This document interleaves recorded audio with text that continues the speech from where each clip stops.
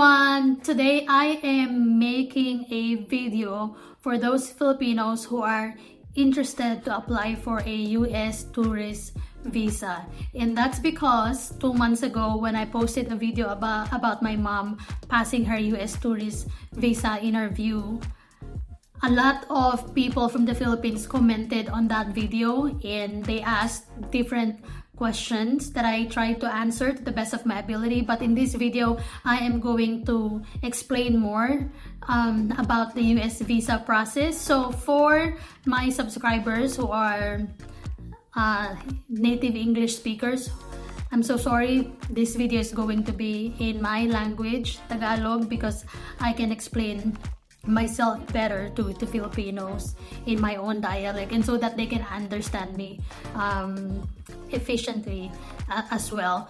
But before we start, please like this video, subscribe, and comment whatever questions you have. And I created my Instagram account specifically for this channel, Positively Filipina, so that you can follow me there and then we can get in touch as well if you want to. So follow my Instagram account. I only have, as of this video, I think I only have 29 followers for that account. But of course, I have another account which is for my business, and I don't want to mix my business with this vlog. So, alright, go to Instagram. Pause this video first, go to Instagram, and then go to Positively Filipina. Okay, let's start speaking Tagalog now. Alright, so kung nag-iisip kayo mag-apply ng US tourist visa, please finish this video until the end, because not only I will walk you through the step-by-step guide on how to apply for a visa.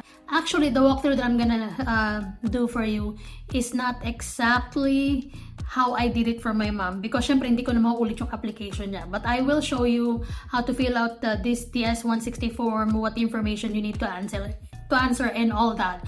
And I will also answer some of the questions that I received from the recent video that I posted, and questions that I saw online as well from other Filipinos. So, here we go. Before tayo magsimula, disclaimer lang guys, I don't work for the US Embassy. Hindi ako expert sa pag-apply ng tourist visa. I don't work for any travel agency na tumutulong sa mga tao to get a tourist visa. So, everything that I'm going to show you, tell you in this video is something na na-experience ko and something na I heard from other people. So, don't blame me if finalo nyo lahat ng sinabi ko dito and hindi kayo makapasa. Okay? So, disclaimer.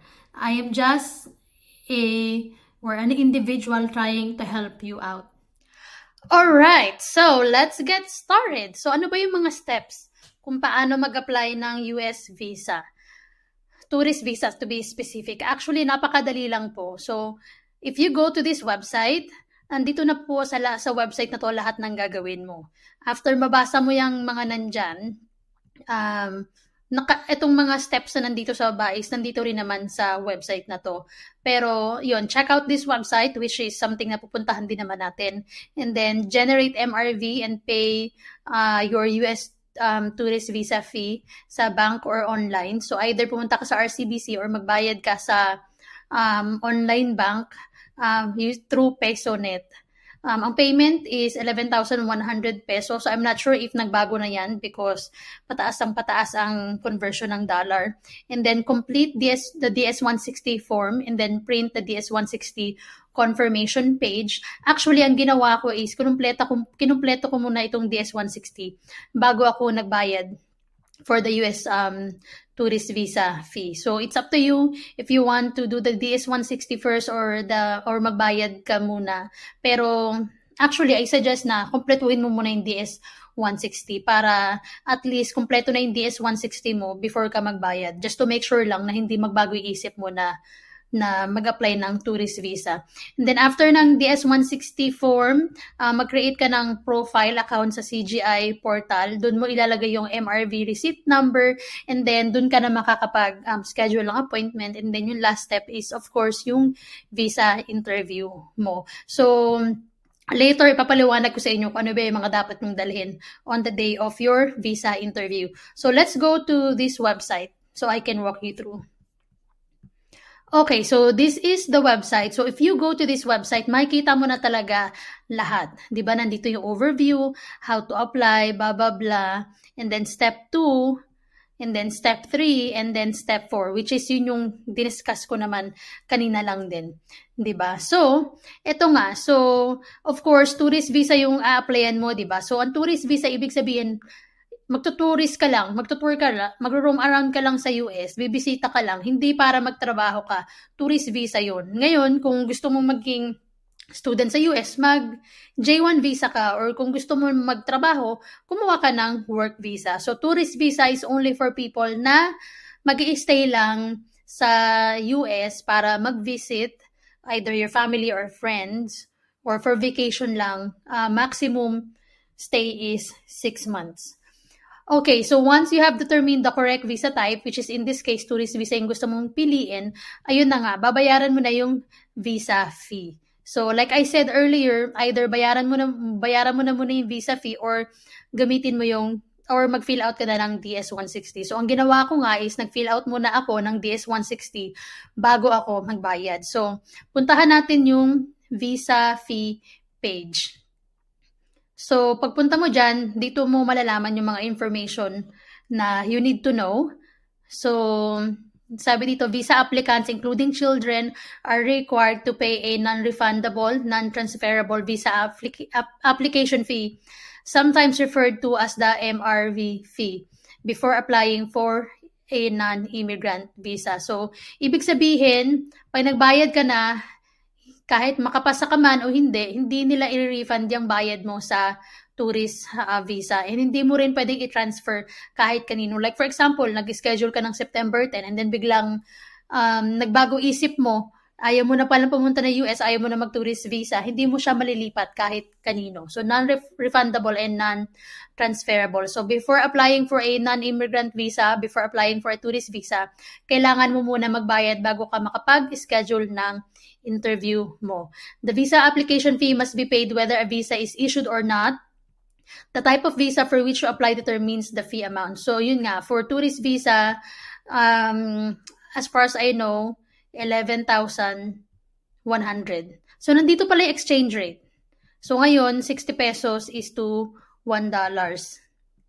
Okay. Payment information. Although fees are listed in US dollars, payment must be made using local currency. You can pay your MRV fee at Rizal Commercial Banking or RCBC, or pay online using PesoNet. So sabi nila, mas madali daw ang process, or mas mabilis mong makukuha yung parang receipt mo kapag nagbayad ka, or confirmation ng payment mo kapag nagbayad ka through RCBC. Pero ako, nagbayad ako through PesoNet. Union Bank yung ginamit ko. So if you click naman dito sa PesoNet, dito na lalabas yung mga information na kailangan mong ilagay kapag magpa-pay ka online. So, ayan. So, how to pay online. If you have not done so already, click here to create an applicant profile. So, ito yung CGI account na sinasabi ko sa inyo kanina. Dito kayo makakapag-book ng interview ninyo. So ipapakita ko sa inyo later yung loob. Okay, and then ito yung reference number ninyo. So one time lang itong reference number ninyo. So kapag magbabayad kayo online through PesoNet, so make sure na itago nyo ito, or i-keep nyo ito, or i-save nyo itong reference number na to. Hirap mag-Tagalog minsan di ko na rin alam yung Tagalog na words na gagamitin ko.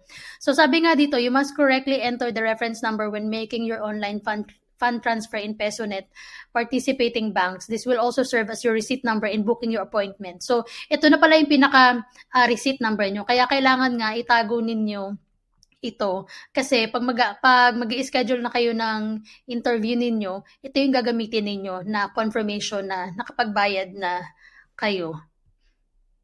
And then, Eto, andito naman yung mga example. So, yung mga steps. So, basahin nyo na lang po ito. Very ano naman siya, self-explanatory. And then, sabi dito, step 4, PesoNet is available during banking days, subject to a prescribed cutoff of 2 p.m. for same-day transmittal. So, ito nga, before 12 midnight and 11:59 p.m., kapag nagbayad ka, between 12 midnight and 11:59 p.m., makakapag-schedule ka na appointment mo anytime after 1:30 p.m. the following business day. Kapag weekends and bank holidays ka naman nagbayad, anytime after 1:30 p.m. or the following business ka, pwede makapag-schedule ng appointment. So in my case, naghintay po ako ng at least 48 hours. During weekdays ito, 48 hours business days bago ako nakapag-schedule ng interview for my mom. Okay, so done na tayo dyan sa visa fee page.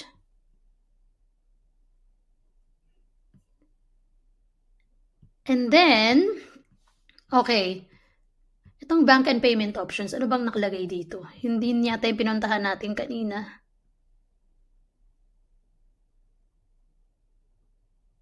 Okay, ito yung payment for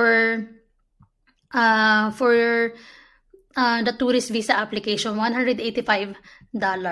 So kung 60 na, kung ang $1 is 60 pesos, so magkano po yung 185?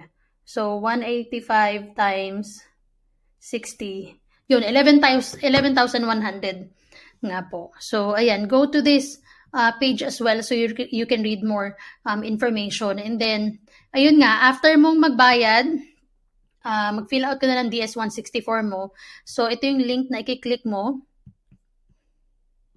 Ayan, and then, make sure na you select the location where you will be applying for the tourist visa.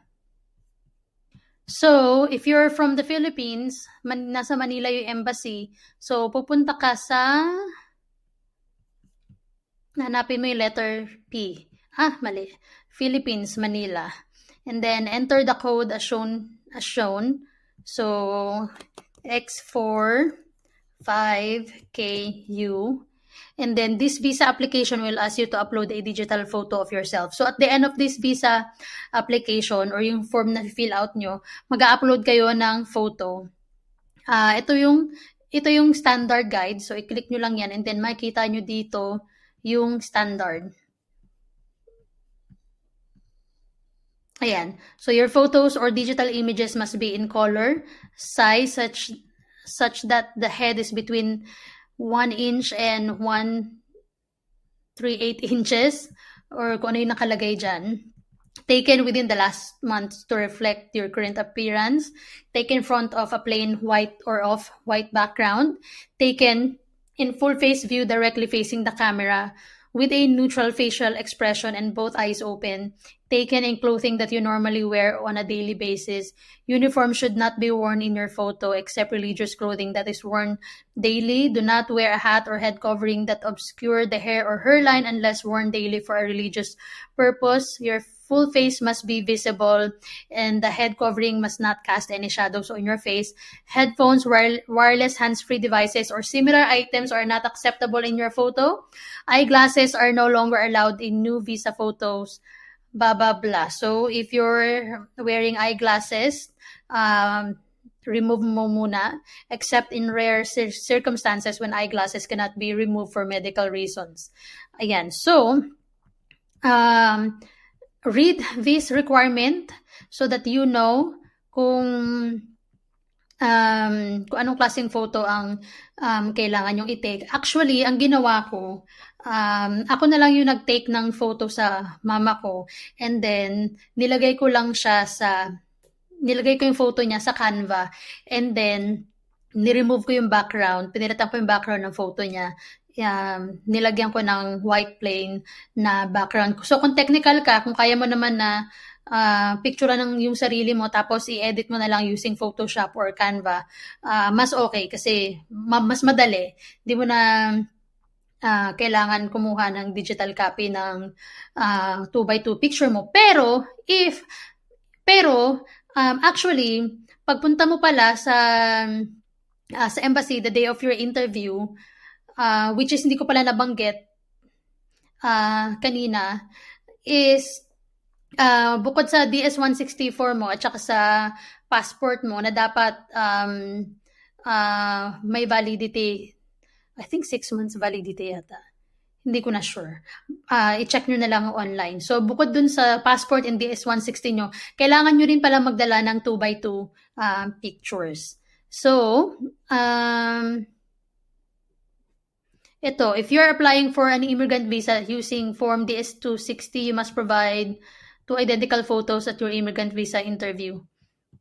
Iba pala itong DS-260. Iba po pala yan. So, huwag niyong pansinin yan. Pero magdadala rin kayo ng 2x2 picture. Si mama ko, pinadala ko siya ng 4 nun para sure na 2x2 picture. So, kung pupunta kayo sa somewhere, magpapicture kayo ng 2x2, manghingi kayo ng digital copy nun para yun yung i-upload nyo dito sa DS-160 ninyo. So, make sure na pag mag-fill out kayo ng DS-160, make sure na naka-ready na rin yung photo ninyo para tuloy-tuloy na kayo. Okay, so, click natin start an application. Ayan. So, pag-click mo nyan, computer fraud, blah, blah, blah. Click mo lang I agree, then application ID. Make sure to take note of your application ID. So, or i-click nyo tong print application ID and then i-save nyo sa computer nyo as PDF. Ganyan. Kasi if ever na hindi nyo makomplete ngayon yung DS-160 ninyo, pwede nyo siyang i-retrieve later. Basta nasa inyo yung may copy kayo ng application ID ninyo. And then, security question. Ayan, so you have to select a security question kasi kapag babalikan nyo yung DS-160 form ninyo, aside from the application ID, tatanungin din kayo ng security question. So make sure na alam ninyo yung sagot sa security question. So let's say yan ang ilagay natin, then click continue. Ayan, so ito na yung mga information na kukunin sa inyo. Pero syempre, hindi ko na ito gagawin. Ipapakita ko na lang sa inyo yung DS-160 form ng mama ko. Ito yung DS-160 form ng mama ko. So, kung nakikita ninyo, ito yung photo na tinake ko for my mom and then nilinis ko na lang yung background. So, sabi dito, di ba, we do not need a printed copy of your application at any point during the interview process. Only print this application if you want a copy for your own records. If you print your application, please keep it secure. So make sure na ako printin ko ito kasi the day before ng interview ni mama, nag-practice pa kami. Ayan. So, liitan ko ulit. Nag-iba yung view niya. Okay. So, ano bang mga kailangan? Yung personal information mo, name ng applicant, full name in native language, kung applicable, other name used. Ayan, may nilagay ako na sa other names used. Kasi si mama ko, married siya sa papa ko, Berhes, yung last name talaga namin. So, ang pangalan niya talaga is Josefina Berhes. Pero right now, lahat ng ID niya, Josefina Bueno, kasi separated na sila.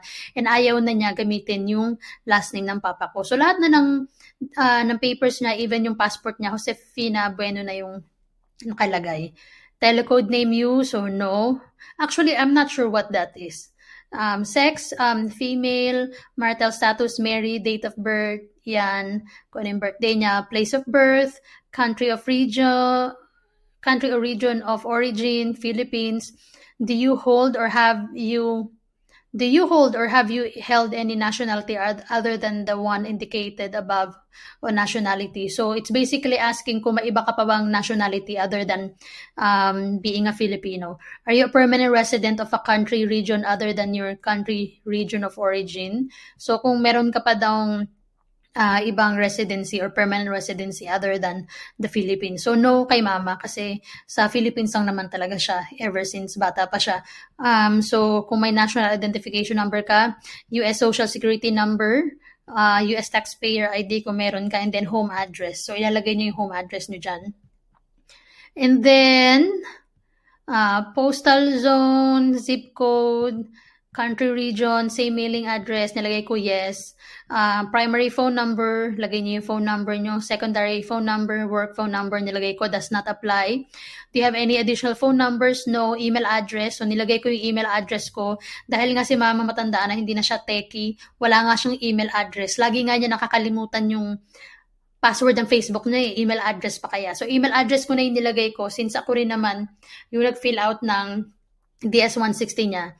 Do you have any additional email addresses? So, kapag wala, lagay nyo no. And then, kapag meron, ilagay nyo.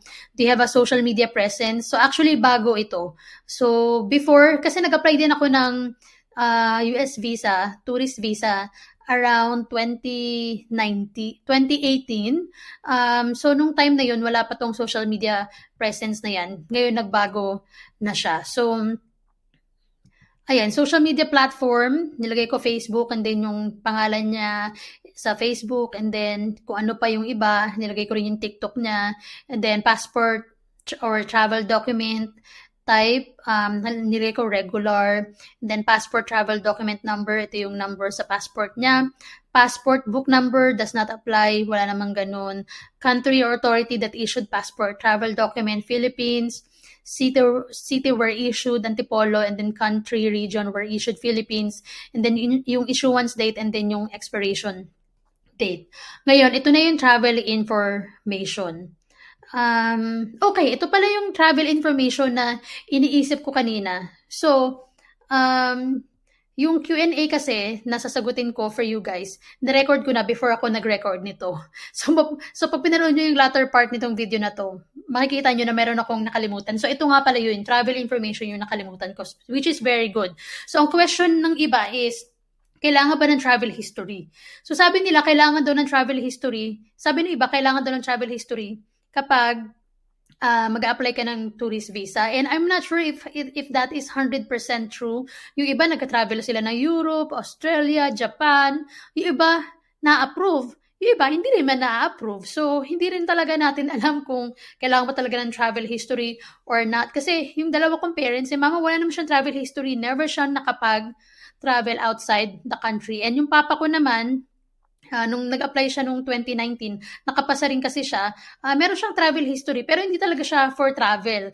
Nagtrabaho siya ng matagal sa Saudi Arabia and then nag-work din siya sa Taiwan. So, if you're asking, kailangan ba ng travel history or not, some said yes, and yung mga iba naman na may travel history, hindi naman din nakakapasa.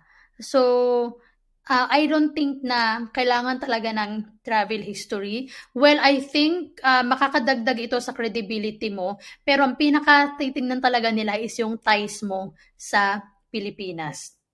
Okay, ayan, nasagot ko na yung nakalimutan ko kanina. Okay, when it comes to travel information naman, the list of purposes of trip to the US. Purpose of trip to the US, nilagay ko temporary business or pleasure visitor. By the way, kaya ako pinapakita sa inyo tong mga part na to para alam nyo kung ano yung sasagutan ninyo, para ready kayo. Kasi nung fini-fill out ko to sa mama ko, siguro it took me 3 weeks kasi yung ibang information hindi pala ako ready kasi hindi naman information ko hinihingi, information ng nanay ko. So, hindi ko alam kung ano yung mga information na yun. Kaya pinapakita ko na sa inyo ito para pag mag-fill out kayo ng DS-160, alam nyo na kung ano yung mga hinihingi. Okay, specify, nilagay ko for tourism, which is B2.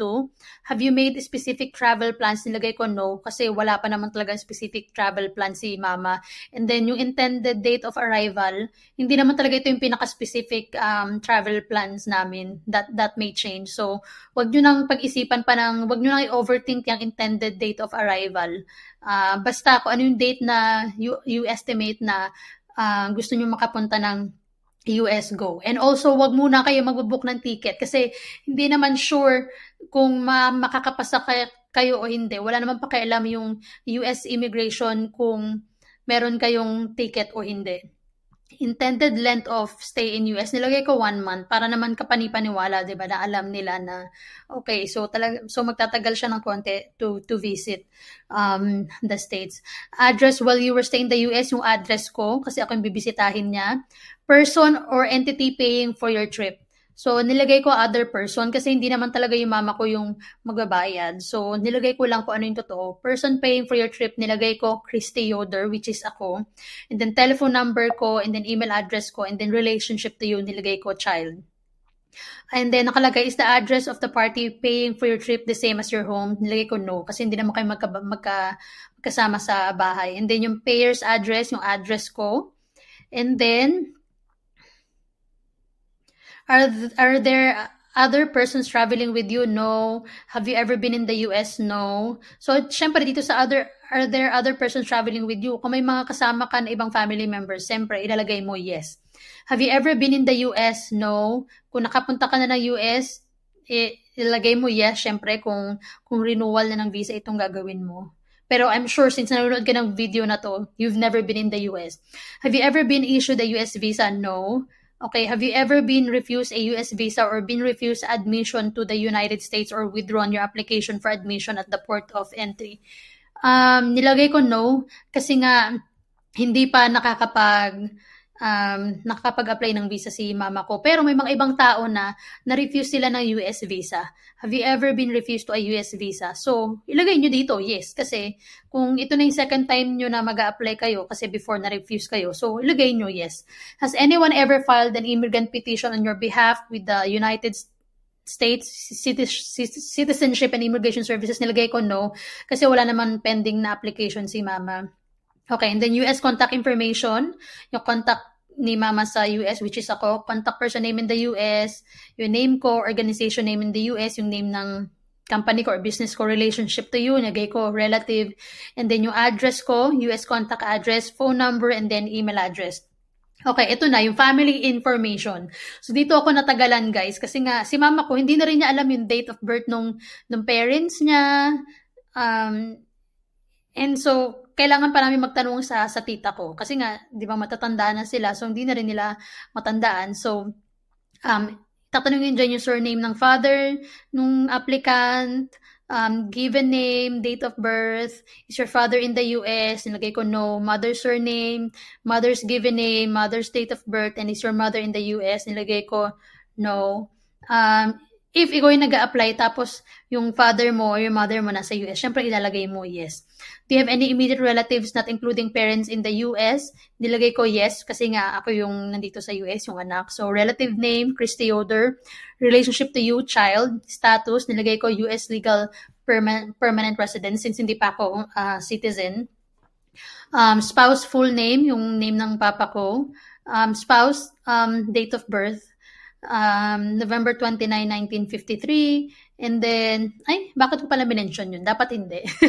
Spouse's country, region of origin, Philippines, and then spouse's city of birth, Santa Catalina, Negros, and then spouse country of region, Philippines, spouse's address, other, and then nilagay ko yung address ni Papa since magkaiba nga sila ng address. Okay, this one, very important. Work, education, and training information.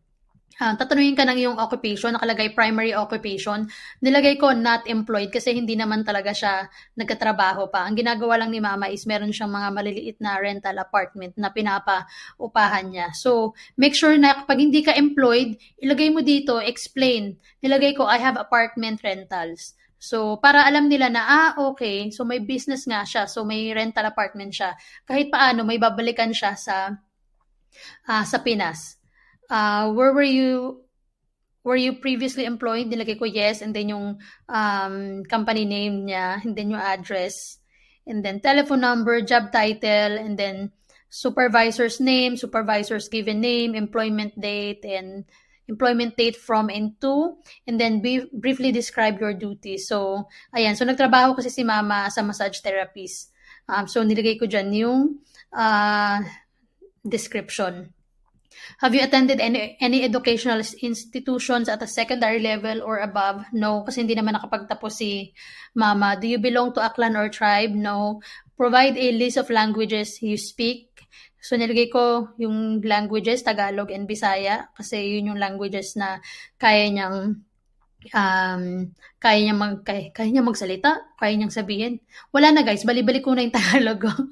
Have you traveled to any countries or regions within the last 5 years? No, kasi nga hindi pa nakapag-travel si Mama. Have you belonged to or contributed to or worked for any professional, social, or charitable organization? No. Do you have any specialized skills or training such as firearms, explosive, nuclear, biological, or chemical experience? No. Have you served in the military? Have you ever served in or been a member of or been involved with a paramilitary unit, vigilante unit, rebel group, guerrilla group, or insurgent organization? So, no na yung mga yan. And then, ito naman yung security and background information. So, may mga questions dyan. So, hindi ko na yan guys, iisa-isahin. Since ang mga, mostly ang sagot naman dyan is mga no. Pero kung may question kayo about any of this, let me know.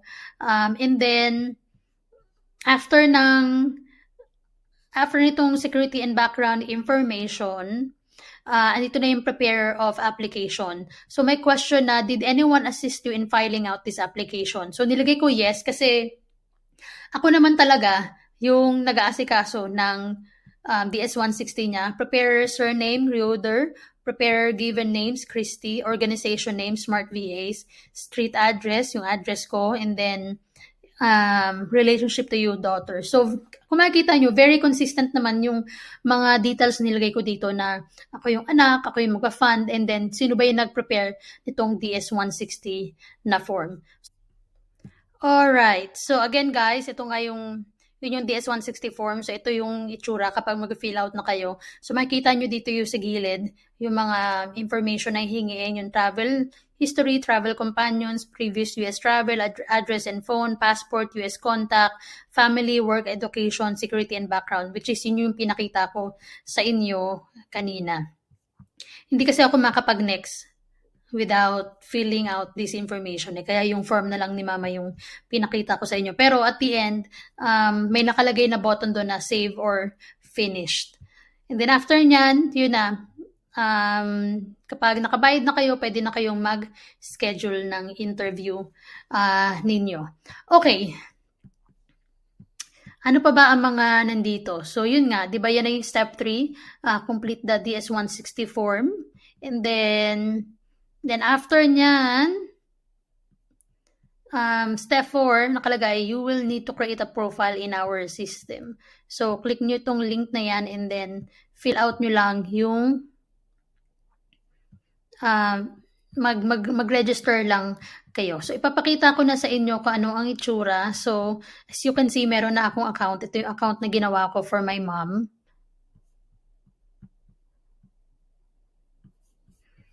Wait lang, bakit nawawalan ako ng video? Sorry guys, nawawalan ng video yung aking video.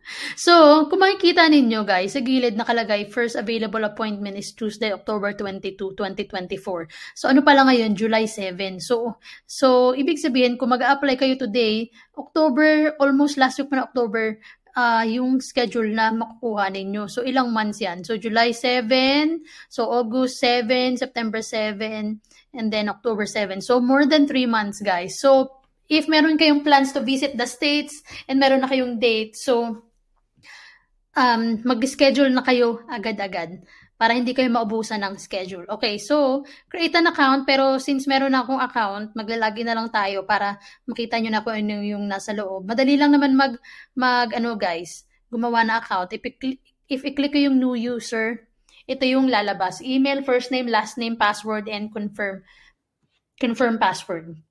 So, yun. Okay, so maglalagin na ako since meron na akong account. And sa loob, ito yung makikita ninyo. Pag click ko yung continue, okay, punta muna ako sa home.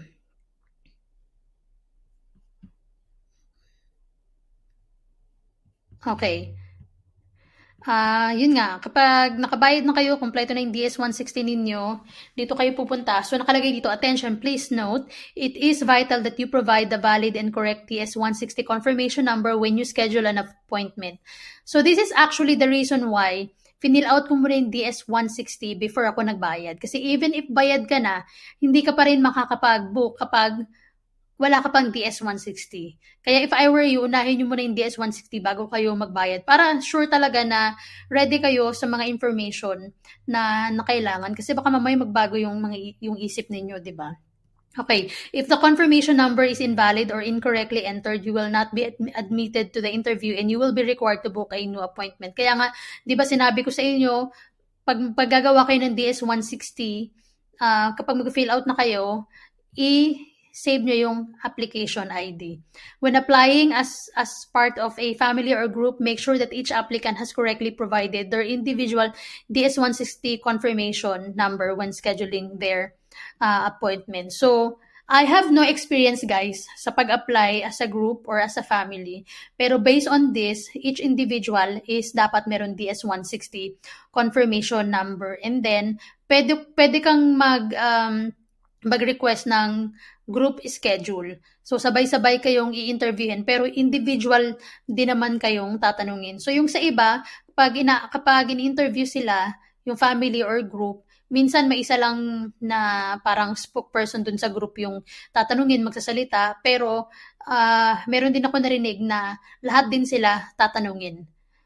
So, be prepared for that as well. So, sabi nila kapag nag-apply daw as a group, mas mataas yung chance na pwedeng makapasa. So, actually, hindi rin, guys. Possible na makapasa kayong lahat or possible na may isa o dalawa hindi makapasa sa inyong grupo or may dalawa na makapasa lang. Hindi rin lahat nakakapasa. Basta yun nga, the key is kailangan meron kayong ties sa Pilipinas. Ayan, okay. So, kapag mag-i-schedule na kayo, i-click nyo tong new application or schedule appointment. And then, step 1, select whether you are applying for a non-immigrant visa or an immigrant visa. So, choose non-immigrant visa and then click continue.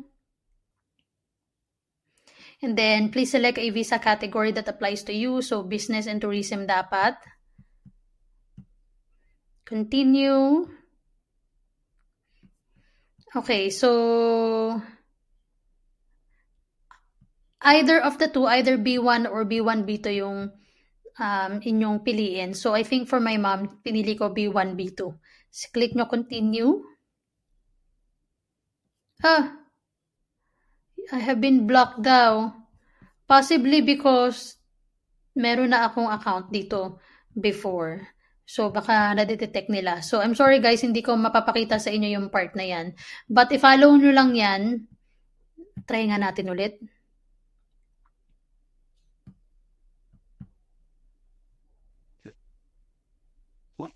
Ayun, lumabas. Baka tinopak lang siya kanina. Ayan, so makikita nyo dito yung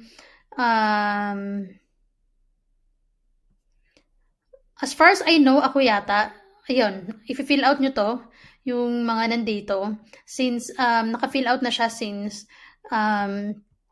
ginawa ko na to for my mom. So, ilalagay niyo yung passport number, issuance place, expiration date, date of birth, nationality, first name, last name, country of birth, gender, and ito nga, yung DS-160 confirmation number, and then phone number, and then mobile number, and then email address, mailing address. Please note that delivery address must be in the Philippines only. No deliveries are made outside of the Philippines. So, if gusto nyo i-deliver yung inyong passport with the visa, ilagay nyo dito yung mailing address ninyo. Then, click nyo lang continue.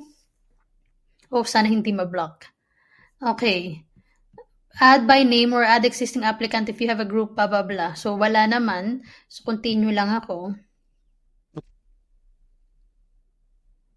Are you under the age of 14 or over the age of 79 at the time of application? So, no. Actually, kaya nila tinatanong yan kasi as far as I know, kapag below 14 years old ka, hindi mo na kailangan mag-apply for a visa. Para mag-send ka lang yata ng document sa kanila. And then, bibigyan ka nila ng visa. And then, kapag over 79 ka naman, you don't need to apply for a visa as well. Mag-send ka lang sa kanila ng documents and then they will give you the visa na. As far as I know. Okay, lagay ko no. Okay, so actually guys, hindi ko alam kung bakit nandito ako sa part na ito. So, maybe because nakita nila na meron ng application before. So, okay, so hindi na ako mag-continue guys. At least alam nyo na kung paano magsisimula.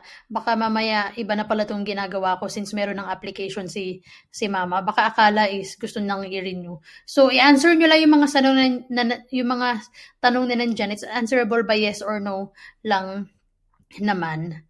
And then, after that, dapat at the end of this page, dapat makikita mo na yung mga schedule. Ayan, dapat makikita mo rin yung mga schedule and then makapag-schedule ka na. And then, halimbawa, nakabook ka na ng appointment mo. Kung gusto mo mas maagay appointment mo, pwede ka naman mag-abang kasi mayroong mga ibang application na naka-cancel din. So, yung iba nag-reschedule or siguro kinakancel na nila totally. So, pwede ka mag-abang kasi baka mamaya kahit na October 22 yung pinaka-late or earliest, baka mamaya biglang may mag-cancel ng July. So, agapan mo na siya. Before nun, ako almost everyday ko tinitignan itong website na to para makita ko kung pwede ba akong makapag-schedule ng mas maaga or hindi. So, yun lang guys. Again, I will not proceed na. Baka mamaya may mangyari pa sa previous application ni mama. Baka na-detect nila na nagbayad na kami before nag-schedule na kami ng interview. So, kaya ganon. So, yun nga guys. Yun yung last step. Mag-i-schedule ka ng visa interview mo. Alright, so let's answer some of the questions that I received. First question is, gaano katagal ma-receive yung tourist visa? So, it takes about a week before you receive or para makuha nyo na yung passport nyo with the visa. And some people actually, I saw from online that some of them, only a few, it took them 2 to 3 weeks before they received their visa. So maybe there was just a delay in the embassy. But for the most part, within a week, you should be able to receive your passport already. But if you want to be in the States or you want to visit in the States in December, let's say, and now is the month of July. So you have to apply immediately because baka wala na kayong schedule. So merong iba actually na nag-apply today and then after 3 months pa sila, after 3 months pa yung schedule nila.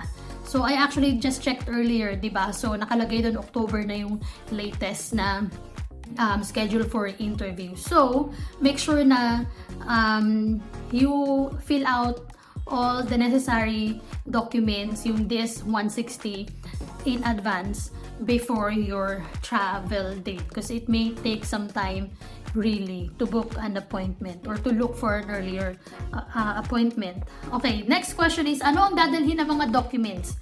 Actually, pagpunta mo sa US Embassy, ang dadalhin mo lang talaga is yung DS-160 confirmation mo, yung schedule confirmation mo, and then yung passport mo, and siguro ballpen para makapagsulat ka doon if merong kailangang i-fill out. Pero other than that, wala ka na talagang dadalhin. So actually, yung mom ko, nung nagpunta siya sa US Embassy for her interview, ang dinala lang niya is yung plastic envelope. Nakalagay lang doon yung DS-160 schedule niya and then yung passport niya.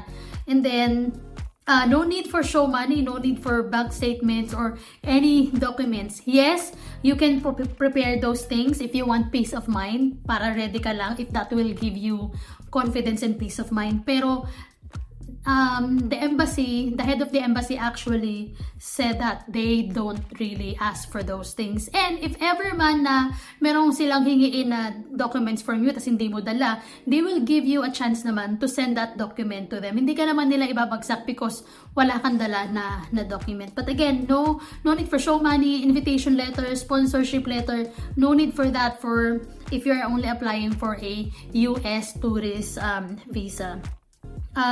Also, during the interview itself, bawal magdala ng cellphone sa loob, anything na may battery, smartphones, smartwatch, not allowed yung mga yon. So, kaya si mama ko, ang dala lang talaga niya is yung plastic envelope na nakalagay doon yung DS-160 niya at saka yung passport. So, better if meron kayong kasama para yung kasama niyo naghihintay sa labas and then sabihin niyo na lang na, oh, after 30 minutes, after an hour, dito tayo magkikita para ipahawak mo dun sa kasama mo yung cellphone mo. Pero kung maalam ka naman sa pagpunta ng US Embassy, hindi mo kailangan mag-grab or anything, magko-commute ka lang papuntang US Embassy, pwede ka na nga lang mag-isa. Hindi mo na kailangan magdala pa ng isang tao.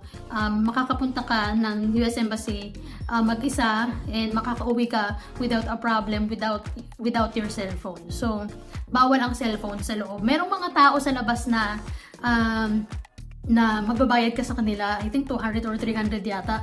Tapos ipapatago mo sa kanila yung cellphone or anything na bawal sa loob. So I don't recommend that kasi alam naman natin ang buhay sa Pilipinas mahirap, 'di ba? So baka mamaya bayad ka ng 200 or 300 tapos nadekwat na pala yung cellphone mo. Pero meron din naman ako na ibang narinig na story na they did that and nakuha naman nila yung cellphone nila. Pero personally ako, no. Especially during that time bago pa yung cellphone ni mother ko. So no talaga.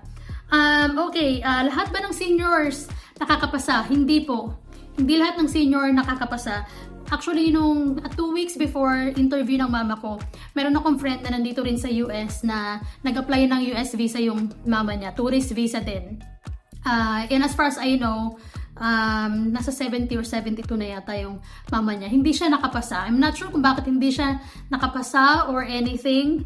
Pero yun, to answer your question, hindi lahat nakakapasa. Pero hindi rin natin alam kung bakit hindi sila nakakapasa or bakit yung iba nakakapasa kahit na same lang sila ng situation.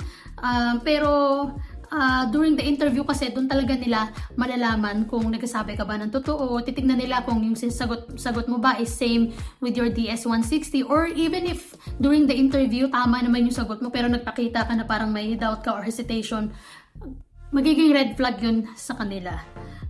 And also, actually after my interview ng mama ko nung nakapasa na nga siya, pag-uwi namin, pumunta ako sa website kung saan makita yung status ng kanyang visa. So nagpunta ako doon. Ang interview date ng mama ko is April 25, pero nakalagay doon sa website, case created April 23. So ibig sabihin, April 23, 2 days before ng interview ng mama ko, na pre-assess na nila yung application. So, alam na nila kung may idea na sila either makakapasa ka o hindi. And I think yung interview talaga during the day is yun yung parang pinaka-final interview nila, whether bibigyan ka ba nila ng visa o hindi. Pero even before pa na-interview, na-imbestigahan ka na nila, nakita nila yung social media mo and everything. And US Embassy to US government, so I'm sure may mga access sila sa mga kung anek-anek. Like, feeling ko baka mamaya tinignan pala nila yung bank account ko dito sa US. Feeling ko baka tinignan nila kung nagbabayad ako ng tax dito sa US, yung mga travel history ko and all that, since nakalagay nga sa application ni mama ko is ako yung magpa-fund. So make sure na tama lahat ng nilalagay nyo sa DS-160. Wag po kayong magsisinungaling. English translator, paano mag-request na English translator? So kami nun, tinanong ko lang yung staff doon sa labas ng embassy, tinanong ko kung pwede bang mag-ask ng translator. Sabi niya, yes, pwede daw. Sabi niya, magtanong daw si mama doon sa window 1. Kasi I think 3 windows yung pupuntahan mo. Window 1 is yung parang pre-assessment ng application mo. Window 2, hindi yung kukunan ka na ng biometrics. And then, window 3 is yun na yung interview itself. I'm so sorry kung nagkasalita ako ng mabilis ha. Minsan lang tayo makapagtagalog, so pagpasensyahan nyo na ako. Okay, how about Bisaya translator? Diba? Bisaya is the second dialect na spoken sa Pilipinas. So, as far as I know, based on my research before, wala silang Bisaya translator. I'm not sure, so it may have changed already. But I think they allow na you bring somebody who can translate for you. So if that is something that you need to do, call the embassy and ask them how you would go about it. And then one more thing, visiting a boyfriend in the States. Maraming mga gustong mag-apply kasi gusto nilang bisitahin yung boyfriend nila sa US. So red flag po ito. Kapag sinabi nyo na bibisitahin nyo yung boyfriend nyo sa US, red flag po ito. Hindi ko alam kung bakit red flag sa kanila, but I think because maraming mga Pinoy or Pinay na nag-grant ng US visa, tourist visa, and then pumupunta dito sa US, and then biglang nagpapakasal sila nung boyfriend niya or nung fiancé niya, and then hindi na siya umuwi ng Pilipinas. Nag-process na sila ng change of status or green card or whatever, or spouse visa. So kaya, red flag na sabihin mo na I will visit my boyfriend. Minsan nga, pag sinabi mo na I will visit my family, minsan red flag din yun eh. Kasi naiisip nila, baka doon pa na tumira. Meron kang somebody na pwedeng tirahan if gusto mong mag-TNT or anything. So, ang hirap kasi ayaw naman natin magsinungaling. Pero, be creative na lang. Be creative in ways na kung paano ka makakapasa as long as totoo. So you can say na, oh, I wanna visit New York. Like for example, you're visiting New York with your boyfriend. Sabihin mo na lang na, I wanna visit New York because the Statue of Liberty is there and I love that city. I've watched so many movies that were done in New York, blah blah blah. So something like that. So ang pinaka basihan talaga nila ng pag-grant ng visa is yung ties mo sa Philippines. So, not necessarily naman na business or marami kang pera sa Pilipinas kasi marami rin may mga business sa Pilipinas na hindi rin nakakapasa. Basta any kind of ties, like for example, may anak ka ba sa Pilipinas na uuwian mo na kailangan mong bantayan or may parents ka pa ba na inaalagaan, something like that. Or ayun nga, siguro mga apartments or business na malaki na or something na hindi mo pwede talagang iwanan ng matagal sa Pilipinas, something like that. Para makita nila na babalik talaga to sa Pilipinas. Ngayon, meron akong naisip, habang nagsasalita ako, nakalimutan ko kung ano yung iniisip ko. Pero babalik din yan. Wait lang. Hindi ko na matandaan, pero I'm sure babalik din yan later. Okay, so, please only apply for a tourist visa if tourist talaga yung purpose mo. Kung ang purpose mo is mag-apply ka ng tourist visa pero magkatrabaho ka, please don't do it. Actually, sa Facebook group meron akong nakita na nagtanong na pwede ba ako mag-apply ng tourist visa and then doon ako mag-work, doon na lang daw siya mag-apply ng mga trabaho kasi may naghihintay na daw na trabaho sa kanya.